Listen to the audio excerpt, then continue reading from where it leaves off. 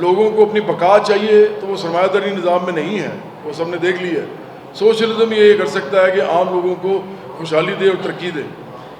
تو اگر ہم چائنا کے ساتھ ہمارا باہمی تعاون کا ایک رول بنے گا، رشتہ بنے گا، تو چائنا ان کو تو معاف نہیں کرے گا کہ ویسی چارجز، لیکن میں آپ کو یقین دلاتا ہوں کیونکہ ایک سوشلسٹ بلاک جب بننا شروع ہوگا تو وہ ہمیں صرف معاف یہ نہیں کرے گا، وہ ہمارے ساتھ بہت سے ایسے اور کام کرے گا جس سے اس ملک کے اندر ترقی ہوگی۔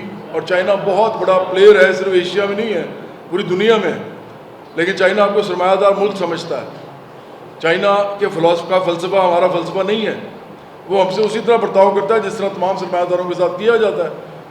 تو اس طرح اگر ہماری گورنمنٹ آئے گی تو چائنا بھی ہم سے کیپیسٹی چارجز نہیں لے گا، اس کے علاوہ بھی بہت سے کام کرے گا، کیونکہ یہ ایک بلاک بن رہا ہوگا، یہ سوشلسٹ بلاک بنے گا۔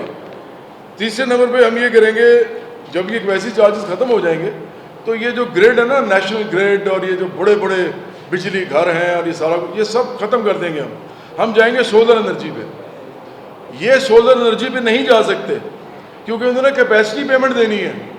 اگر یہ کیپیسٹی پیمنٹ دیں گے تو سولر کیسے لگے گا پاکستان میں، جبکہ سولر کے اندر ہی ہماری بقا ہے، کیونکہ ہمارے پاس جو سب سے زیادہ وافر مقدار میں کوئی چیز ہے تو وہ سورج ہے اور اس کی روشنی ہے، گرمی ہے، اور وہ ہر وقت ہر جگہ پہ ہے، پورے پاکستان میں۔